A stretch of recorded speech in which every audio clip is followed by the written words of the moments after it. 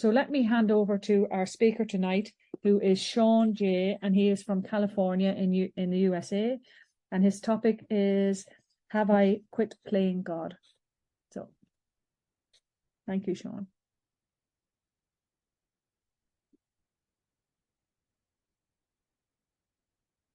I'll unmute you, Sean. Sorry about that. Thank you. Sorry about that. Thank you, Debbie. Good evening, everybody. My name is Sean. I'm an alcoholic. And I want to thank my friend, Miss Catherine, for inviting me to come and spend some time with my fellow alcoholics across the pond. And it was good to see my friend Martina here, too. I haven't seen you for a while, so that brought joy to me seeing you here today.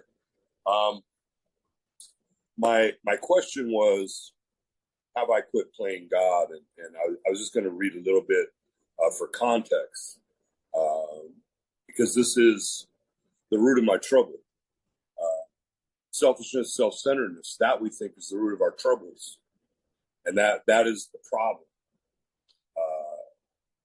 If you're here and you think that alcohol is your problem, I have no argument with you. I hope you find what you came here looking for, freedom from the bondage of alcohol.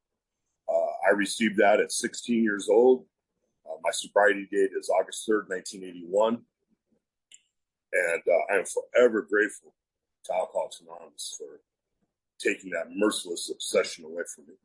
And really, it was a group of drunks for me in the beginning. I came to you fine folk hating God, who didn't want anything to do with anything that even had a slight tint or scent of God. And I have suffered tremendously without an ounce of alcohol in my system for decades. And at 28 years sober, I was really thirsty. I had come into another self-imposed crisis. I could not avoid, duck, lie my way out of, maneuver, manage the consequences, and all my human resources failed me. And I came to a place where there was only King Alcohol or God. And I cried out for help. And that was truly a new beginning for me. And so much has been revealed. So much has had to be let go of. I started to see that the real trouble was, as our literature says, I suffered from the delusion that I could wrest satisfaction and happiness out of life, out of this world, if I just managed well. And I've spent most of my life trying to manage and control everything. Not always conscious of that. I was just trying to live a life of satisfaction. I was trying to live a life of being satisfied. I want what I want, and I'll do anything to get it. That is really sums up most of my life. I'm driven by self-centered fear, and I didn't even know I was afraid. I thought I just had an anger problem. I have used anger and violence most of my life to control my emotional nature that I had no ability to process. I've suffered from a sense of lack most of my life. There's no pile of material possessions. Nobody's going to love me enough. They don't make a pill for what I have. I have found through deep suffering, which led me to that place where I think, well, at least people like me have to get, where their human resources fail, where they are completely crushed, completely destroyed. I felt that in my bone marrow. And this was without a drink. And then I could come to believe that there was a power greater than me, and make a decision to turn my will and my life over to that power. For me, on that night, some 16 years ago now, it kind of happened simultaneously. Up until that point, I had no intention of turning my will and my life over to your magic friend. I was running the show. I was playing God. I was navigating, maneuvering, manipulating situations, people. I actually enjoyed living the way I lived a lot of the time until I didn't. There were times where it's almost like when you have that moment where you're all alone, it's quiet, and you can feel the insanity. You can feel like, man, things aren't going well. You know, I've had these situations throughout my sober life, usually big chaos and traumatic situations, divorce, losing a home, losing a job, that create those moments of I'm not doing so well, and where you feel like something's bad's that impending doom that we talk about. But I always had this ability, like to land on my feet. You know, I could shake my fist at the world again, and I thought that was an asset. Most of my life, I thought that was an asset, that strong inner willpower, which I know is just self-centered, fear-driven pride. And I would into the breach again, you know, assaulting life. And it would always end up, this is another version of one more attempt, one more failure. You know, not in relation to the alcohol, but into living life under self-reliance, self-will, untreated alcoholism, spiritual malady. All of those descriptions are synonymous of this root of my trouble, my selfishness, my self-centeredness, me playing God. And the as I said, I'm willing to go to any length to get what I want. These are all obsessions of the mind. They're driven by my my thinking and my emotions. So I'm living my life by those two things driving me. I think I'm running stuff, but what's really happening is I'm being drug around by my defects of character. I think I'm in control. That's a delusion. You know? And they continuously get me in these ego-fed propositions that lead to self-imposed crisis. And I'm bewildered and baffled. I can't understand. How did this happen again? How did I get here again? Where you feel like your guts are just ripped wide open, you know, and you're bleeding out, and you're frustrated and angry and afraid, and you can't figure out how this happened again. I could never do the math. I could never figure out the common denominator, that it was me. So I always blamed other people. It was her fault, their fault. Even if I could see that, you know, maybe I had a part in it, I wouldn't have had to do that if you wouldn't have done what you did. If you hadn't gone against the construct, my agenda, my narrative. I also can't form any really true relationships with anybody. See, everything in my life, every relationship is transactional. I look at people really as commodities. I didn't know any of this then. This has all come out in inventory. But I look at them as commodities. You know, you fall in three categories. You are helping me further my agenda, so I treat you much better. I may even say I love you. But true love, healthy adult love, I know nothing about it. There's always strings attached to every relationship I have. There's always a self-seeking motive in everything I do. Even when I think I'm doing well.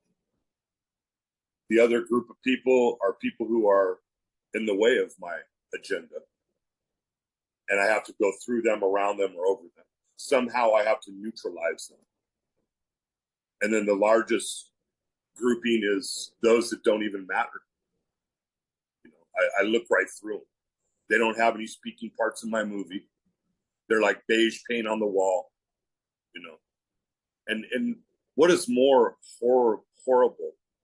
What is more a statement about my character than I can't even recognize people's humanity? I have no compassion for them. finding these things out in inventory was it was liberating, but at first it was very, very difficult to swallow when I saw exactly who I was. Our literature says that we can't live that way. We can't live loving a few, hating a bunch, and indifferent to most. Tells me that. I've lived it. I know the end result. I know what it feels like. I talked about that sense of lack. No real purpose. Completely alone.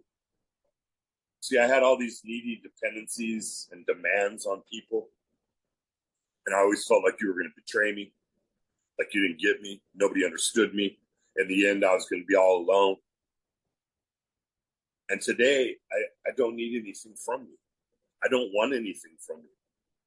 And I've never felt more connected to you. That is me no longer running the show and God running my life. I'm still awestruck by the power of God. It doesn't grow old for me. It doesn't, like, okay, I've reached a plateau and now I'm good. I mean, I'm still surprised all the time about the power of God in my life and what God is doing to me internally. I spoke at a meeting in Los Angeles, and one of my friends was there, and he's a little shy of me. I think I'm a little too spiritual for him. But he got called on. They have a little participation. And he said, yeah, whenever I listen to Sean, I want to go to church. And, everybody laughed because it was kind of funny. But I really thought about it. I'm like, my God, what has happened to me? What has been done to me? That somebody who came here hating God would, violently react to anybody even suggesting that I needed God, to now I am inspiring people to go to church. Come on, get out of here. That can't happen. But it can. It can happen in this 12-step process when I stop playing God, when I unball my fists, when I get to this part, which is the solution that it talks about. It says this is the how and the why of it. First of all, we had to quit playing God. I personalized it. I had to quit playing God. It didn't work.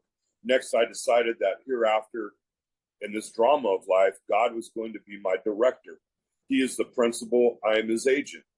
He is the father, and I am his child. Most good ideas are simple, and this concept was the keystone of the new and triumphant arch through which we pass to freedom. So, being selfish and self-centered, everything about Sean first, foremost, always, what I want, what I think, how I feel, that being the main directive of my existence. Self-centered, going from self-centered and self-reliant to God-reliant, other-centered, to how can I help, to being invested in my brother and my sister,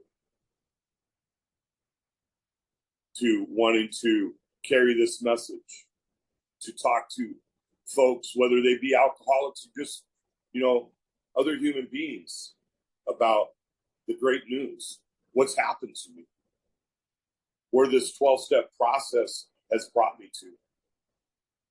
From being restless, irritable, discontent, and drowning myself in booze, which was a solution, not a problem for me, because it took away that restlessness, irritability, discontentment. But it also almost killed me. Bill talked about that boomerang effect. To then being completely driven by these other obsessions of the mind: sex addiction, love hunger, food, gambling, material possessions, workaholism, exercise so you can't hardly move. Anything that you can obsess over, I think I've done it. I've taken many things to the bare metal. I do not need to have a drink in myself to be dying of alcohol inside me, to die of alcoholism. And these other obsessions of mine, I have taken some of them to the limits of almost literally killing myself. I had a sex addiction that lasted most of my life. And it came to a head when I was 34 years sober. And I was hospitalized several times, almost had a stroke. My blood pressure was completely out of control. I ended up getting type 2 diabetes because I gained so much weight because I couldn't move anymore, couldn't exercise anymore because my blood pressure was so high. I mean, these are the things that we do to ourselves when we are playing God. At 34 years sober, I realized I had to give every area of my life to God. See, I thought I knew more about women and money than God. Lust and greed have turned out to be two of my biggest defects of character. And of self, I have no control. I have no ability to live life, to be at peace, to be open-minded, to be honest, to be selfless. When I'm running the show, I get sneaky. I get dark. Of course, I'm like everybody else. I try to cover it up with a good motive to make it look like I'm doing good stuff when actually it's all selfish and self-centered. I know who I am as self. Even when I'm trying to do good, I fall short. I fail. Even me living with God running the show, I fail and fall short. But the difference is because of me being God's agent, me being God's child, him being the director, me having a new employer, him being my father. You know, I've gone through this process. I've done inventory. I've shared that with God and another human being. I became willing to have God remove these defects of character because I can't. I can't just decide I'm going to be different and then consistently be different. I'm unable to do that. But with God's help, these things have gotten less and less destructive in my life, less and less in the way, blocking me from God and from all of you. Some of them have been removed. It's all in God's time. You know, and I don't beat myself up for it. It is so much easier. Everything that I thought I wanted, I've been given and so much more. And if somebody could please keep me in bounds on the time, because I'll totally be, thank you. Everything's so much more than how would have looked if I would have been running the show and figuring out the outcome. God has given me a life. AA has given me a life that is so far past anything I could have ever conceived of. Any one of my little clever schemes could have conceived. I told you all, you nice people, that most of my life I've ran it by my thinking and my emotions. And that's not good. If you're anything like me, that's not a good combination or a solution or any kind of life living plan. Today, I'm anchored to spiritual principles. What does the principle require of me?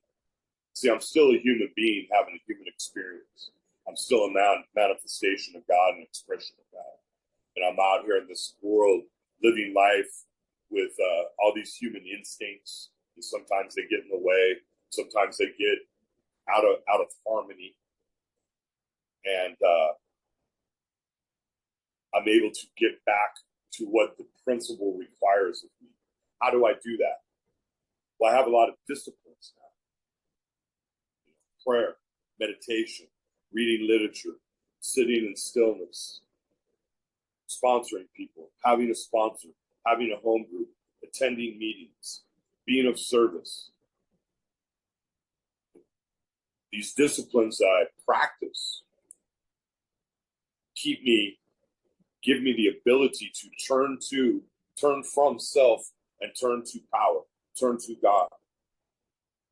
So now when I get out of balance, I feel it very swiftly. I believe that's God's discipline, which I do not think is a punishment. I think it's a gift. It's a blessing. See, when I was running the show, when I was playing God, I wouldn't even know that I was out of balance. I would just be crashing into people, places, and things and firing from the hip, totally in a reactive state based upon what I think and how I feel, which is driven by fear, self-delusion, self-seeking, and self-pity. And I don't even know half the time that I'm insane or that I'm suffering or that I'm really harming myself or anybody else. I'm so self-righteous. I have rationalization for everything.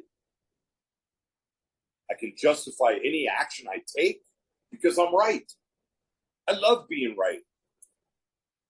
And I have all the facts and data and documentation to show you that I'm right and why you should succumb to my position. You'd be better off. All that does is really antagonize people and push them away. People don't want to be around that. Or they're seeking their own agenda. They're trying to create their own construct. And I become one of those people that is in that second category that I had. An enemy. I'm in the way of their progress. It's such a horrible way to live. See, God did me another favor. It's one of the things I'm most grateful for. That suffering, there's something else I thought was an asset. Like I could take a beating. Like you can knock me down, but I'm right back up. You know, and I could grind, and I had such a capacity for suffering and for insanity and chaos. I thought that was an asset. It was such a big defect of character. And I think God just said, son, you suffered enough. And he removed that from me. And he made my sensitivity to that so acute that, man, when I get off balance, when I start to try to impose my will or some sarcastic thing, most of the time it doesn't even come out of my mouth. I start to think it. I think I'm funny. I think it whatever my thought process is, and I stop myself. Oh, hold up. I don't have a right to just say whatever I want to say, act however I want to act. I no longer can make other people responsible for. I used to think, well, hey, I ain't responsible for how it's received. Matter of fact, you know how I am. You should probably get out of the way. I no longer can live that way. I don't want to live that way. Compassion, integrity, love, kindness. Today, one of my friends from a meeting I go to in Ireland with Miss Catherine on Fridays, she was talking about prostration and putting herself below people, not being less, and also most of all to God, below.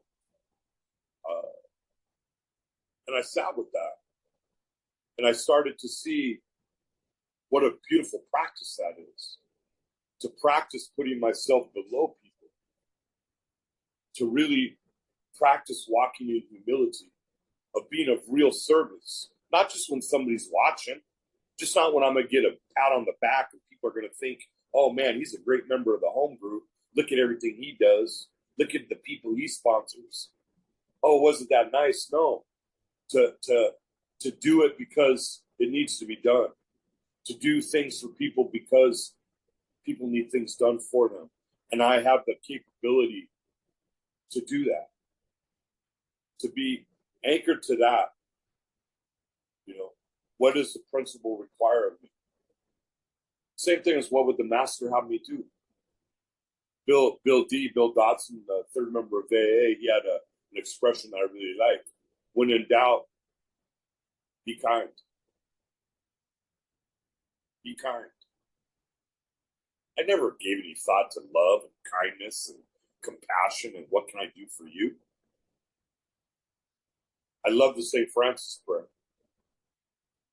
One of the stanzas of the St. Francis prayer was a big breakthrough for me. The one about giving love instead of demanding love. See, my whole life I've been demanding that you love me. And now when I focus on giving love to you, it has opened so many doors for me. It has opened so many new relationships, so much potential, and changed my perspective. It started. This is all I believe God doing to me. What gets done to us in this 12-step process. See, I don't know God. I don't understand. Or, excuse me. I can't define God or understand God. I know God. I experience God in this 12-step process. And when I say God, whatever your conception is, them old timers told me that. I knew they were trying to trick me into believing in a certain God, but they told me the truth. I am somebody who seeks and studies, and I read a lot of outside literature. I have found nothing but common ground. So whatever works for you. Our literature says that an agnostic and an atheist can have a spiritual experience. I believe that my God is big enough to encompass all of that. So here I am now living this life, practicing these disciplines, staying on the beam, being of service, being an agent, a child of God, practicing my disciplines really becomes my step 10 practice, my step 11 practice, my step 12 practice. It incorporates 4 through 9 very beautifully, gives me a way of life. It's no longer feeling mechanical, like, when you're learning a new skill on the job, you're kind of like real mechanical about it. It becomes automatic. I'm not cured, contingent upon the maintenance of my spiritual condition. Only God can keep me spiritually fit. There's an American gentleman. He's no longer with us, Joe McHugh. Some of you might be familiar with the Joe and Charlie workshops. And Joe said that about the best he thought he had was step 3, the willingness. The willingness. And when I'm working with folks, you see very quickly how willing they are. They think they hit a bottom. Maybe they did with alcohol, with that unmanageability of life, and they start resisting. They start resisting. And if they haven't hit a bottom sufficient enough for them to come to believe in a power greater than themselves, then they haven't hit a bottom. And they can't make a decision to turn their will and their life over to God, a power greater than themselves, because they're still playing God. So you see that their willingness, I watch their feet. I don't listen to their words. I watch what they do. It becomes very apparent very quickly the quality of willingness they have. Another gift that God gave me, He took away that inner resistance that I had to His love, to His discipline. See, we're given this free will. God loves me whether I'm drunk or sober. God loves me if I'm in the penitentiary or I'm a free man. I gave that free will back to God, the greatest gift I've ever been given. Today, I say I will obey. I will obey. What do you need of me? Ask God that every day. What do you need? How can I be of service? What do your children need? Please help me. Please give me the courage, the strength, the intuition. Please help me know myself, my limitations. Please help me to continue to go forward, doing what needs to be done. Because if it's left to my thinking and my emotions, I've done enough. I'm good. How much more do these people need from me? That's how my mind will tell me. So, I live in the loving arms of Alcoholics Anonymous, in the sweet grasp of my power that I call God. I'm fully on fire, engaged daily in life. People used to be intimidated and afraid of me, and I kind of like that. Now I walk around my community, my neighborhood, and people wave, come out of their house to say hi. Their kids want to talk to me. I'm awake. I'm conscious. I see what is happening around me. I look for opportunities. I see more and more opportunities today. God has always given me opportunities. Always. They've always been there. But I was so blinded by selfishness and self-centeredness that I didn't even see them. I don't see every one of them today, but I see many more than I used to. Now, I love this way of life. I love God today. I love Alcoholics Anonymous. It's not done begrudgingly. It is my life. I still have a full life doing other things. I can come and go as I please. I've been retired for 7 years. I'm financially secure. But I'm having the greatest time I've ever had. It wasn't that long ago that I was in a 5-star hotel in Bangkok, and I was tired. I was like, "Is this all there is to life?" I was almost like ready to go. And today I want to live. I'm in the moment.